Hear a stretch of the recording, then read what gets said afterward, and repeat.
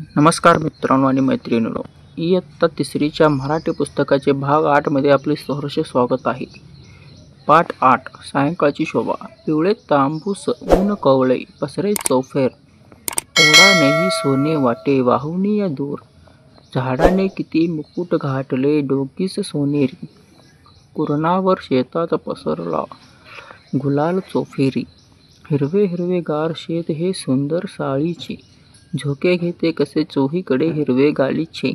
सोनेरी मखमल रुपेरी पंख, किती कांचे रंग किती हर तरतरची.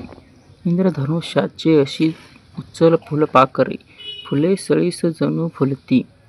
साळीवर झोपली जणू का पाळण्यात झुलती. झुळझुळ सुळसुळ इकडून तिकडे किती दुसरी उडती. हिरे माणके पाचू कुठूनी पंखची गरगरती. पहा पाखरे चोरुनी होती झाडावर गोळा, कुठे बुडाला पलीकडे तो सोन्याचा गोळा. असं लहानपणीची आठवण ताज्या करायची असतील तर आमच्या चॅनलला सबस्क्राईब करायलाच नका. भेटूया पुढच्या व्हिडिओमध्ये. धन्यवाद.